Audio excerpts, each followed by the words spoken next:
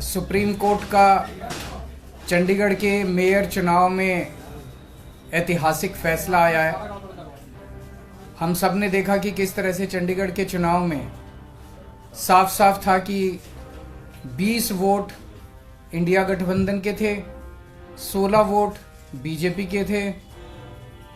20 में से 8 वोट किस तरह से इंडिया गठबंधन के वोट गलत तरीके से इनवैलिड डिक्लेयर कर दिए गए और इंडिया गठबंधन के कैंडिडेट कुलदीप कुमार को हारा हुआ डिक्लेयर कर दिया गया, बीजेपी के कैंडिडेट को जीता हुआ डिक्लेयर कर दिया गया। मामला जब सुप्रीम कोर्ट में गया तो सुप्रीम कोर्ट ने बहुत जल्दी सुनवाई करके और आज जो पूरा जो प्रोसेस भी था, किस तरह से माननीय सुप्रीम कोर्ट ने सारे बैलेट पेपर मंगाए अपने पास, बैलेट पेपर खुद देखे और आज रिजल्ट डिक्लेयर कर दिया। ये मुझे लगता है कि भारतीय इतिहास के अंदर शायद पहली बार हुआ है। हम सुप्रीम कोर्ट का बहुत बहुत शुक्रिया अदा करते हैं कि इतने कठिन समय में आज जो देश के अंदर जो हालात हैं, पूरा डिक्टेटरशिप चल रही है, जनतंत्र को कुचला जा रहा है जगह जगह, सारे इंस्टीट्यूशंस जो हैं वो एक तरह से कुचले जा रहे हैं, रौंदे जा रहे हैं। ऐसे में सुप्रीम कोर्ट का ये जो फैसला है ये बहुत मायने रखता है जनतंत्र के लिए और जनतंत्र को बचाने के लिए ये सुप्रीम कोर्ट का फैसला बहुत अहम है। इंडिया गठबंधन, इसलिए हम सुप्रीम कोर्ट का बहुत बहुत शुक्रिया अदा करते हैं। इंडिया गठबंधन की ये बहुत बड़ी जीत है, पहली जीत है, बहुत बड़ी जीत है और बहुत बड़े मायने रखती है। एक तरह से उन लोगों से छीन के लाए हम लोग ये जीत। उन लोगों ने तो चोरी कर लिया था ये चुनाव, उन लोगों ने तो वोट चोरी कर लिए थे, लेकिन हमने हार नहीं मानी। हम आखिरी समय तक लड़ते रहे, संघर्ष करते रहे और अंत में हमारी जीत हुई। तो ये पूरे देश के लिए, इंडिया गठबंधन के लिए बहुत बड़ी जीत है और बहुत बड़ा संकेत देती है देश को। जो लोग कहते हैं कि बीजेपी को हराया नहीं जा सकता, बीजेपी को हराया जा सकता है, एकता से हराया जा सकता है, अच्छी प्लानिंग और स्ट्रैटेजी से हराया जा सकता है और मेहनत से हराया जा सकता है। ये इस चुनाव के नतीजों ने साबित कर दिया। तो मैं इंडिया गठबंधन के सभी पार्टनर्स को बहुत बहुत इसके लिए बधाई देता हूँ। चंडीगढ़ के लोगों को बधाई देता हूँ, जिनको चंडीगढ़ के लोगों की एक तरह से जीत हुई।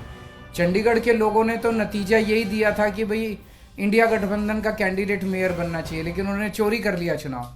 तो एक तरह से जनता की हार हो गई थी, लेकिन अब जनता की जीत हुई है और पूरे देश की जीत हुई है। पूरे देश ने देखा कि किस तरह से बीजेपी ने यह चुनाव चोरी किया। इस चुनाव में 36 वोट थे टोटल, बीजेपी के, कांग्रेस के, आम आदमी पार्टी के, अकाली दल के 35 काउंसलर और एक मेंबर ऑफ पार्लियामेंट, 36 वोट थे। उन 36 वोट्स की काउंटिंग में बीजेपी वालों ने 8 वोट चोरी कर लिए, 25% वोट चोरी कर लिए 36 के अंदर। सोचो, अभी कुछ दिन के बाद देश का बड़ा चुनाव होने वाला है, उसमें 90 करोड़ वोट हैं। अगर ये 36 वोट में से 25% वोट चोरी कर सकते हैं, 90 करोड़ वोटों में ये कितने वोटों की चोरी करेंगे, सोच के भी रूह कांप उठती है, रोंगटे खड़े हो जाते हैं। सुनते तो थे कि बीजेपी वाले गड़बड़ करते हैं, सुनते तो थे कि बीजेपी वाले बदमाशी करते हैं, वोटों की चोरी करते हैं, पर कभी कभी मन कर सबूत नहीं था, निकल के नहीं आता था। आज कैमरे वो लेते हैं, अवतार लेते हैं, भगवान अपने तरीके से इस तरह से करते हैं। इनकी किस्मत खराब थी कि चंडीगढ़ के चुनाव के वक्त सीसीटीवी कैमरे लगे हुए थे और सीसीटीवी कैमरों के अंदर इनका सारा का सारा रंगे हाथों ये लोग पकड़े गए, सारा इनका कुकर्म पकड़ा गया। इससे साफ जाहिर है कि कितने बड़े स्तर के ऊपर ये वोटों की चोरी करते हैं। अब बड़ा मसला ये है, पूरे देश को सोचना पड़ेगा कि अगर जनतंत्र नहीं बचेगा तो कुछ नहीं बचेगा। आज जितनी कॉन्फिडेंस के साथ ये कह रहे हैं 370 सीट आएंगी, 370 सीट आएंगी, एक तरह से देश के लोगों को चैलेंज कर रहे हैं ये लोग कि तुम्हारे वोट की जरूरत नहीं है हम लोगों को, हमारी तो आ रही है 370 सीट। तुम्हारे वोट की जरूरत नहीं है हम लोगों को, हमारी तो आ रही है 370 सीट। अगर उन्हें इतना कॉन्फिडेंस है 370 सीट का, कहां से आ रहा है ये कॉन्फिडेंस? कुछ तो गड़बड़ कर रखी है इन्होंने। और जिस देश, अगर किसी देश के अंदर चुनाव के पहले पार्टियां साफ साफ कहना चालू कर दे हमें वोट की जरूरत नहीं है, हमें लोगों की जरूरत नहीं है, उस देश के अंदर फिर जनतंत्र बहुत बड़ा खतरे में है।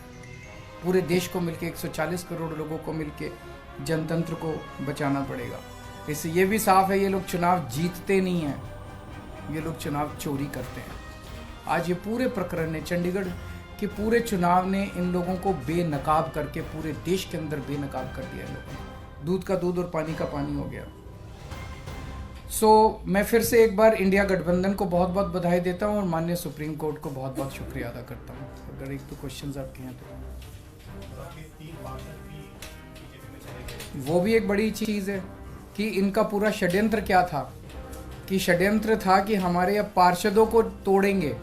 ये चुनाव, जैसा मैंने कहा कि पहले तो पूरी कोशिश करते हैं ईवीएम में धांधली कर दो, इसमें धांधली कर दो, किसी भी तरह से चुनाव जीत।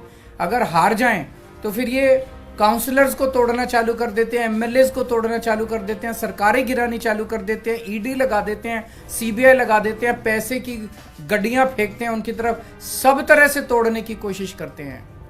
ये जनतंत्र थोड़ी है।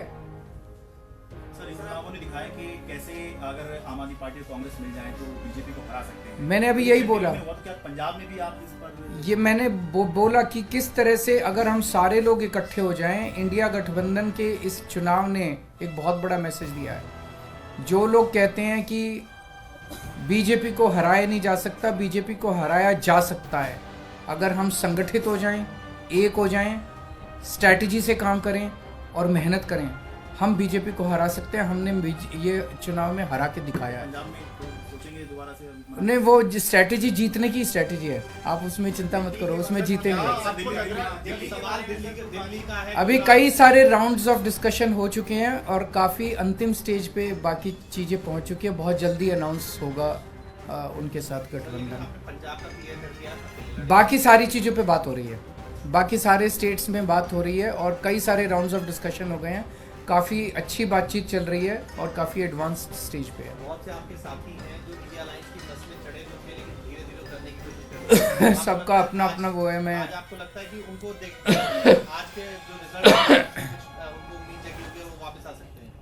जो लोग देश को बचाना चाहते हैं उन सब लोगों का इंडिया गठबंधन में स्वागत है। सर, आपको लग रहा है लार्ज स्केल रिगिंग भी लोकसभा के समय ये अपोजिशन को, इंडिया ब्लॉक को अब डर है, जिस तरह का पिछले कुछ दिनों में घटित हुई है चीजें? देखिए, ईवीएम को लेके बहुत प्रश्न उठते रहते हैं। जैसे मैंने बताया, इनकी मल्टीपल स्टेजेस हैं। पहले तो ये चुनाव में गड़बड़ करते हैं, तरह तरह की गड़बड़ें करते हैं, वोटर लिस्ट गड़बड़ कर देते हैं, ईवीएम के अंदर गड़बड़ी की बहुत सारी शिकायतें और बहुत सारे वो आए हैं, लेकिन उसके ऊपर कभी भी इन लोगों ने जनता का विश्वास जीतने के लिए ईवीएम के गड़बड़ी जो आरोप लगे उसको इन्होंने जनता का विश्वास स्ट्रेंथन नहीं किया।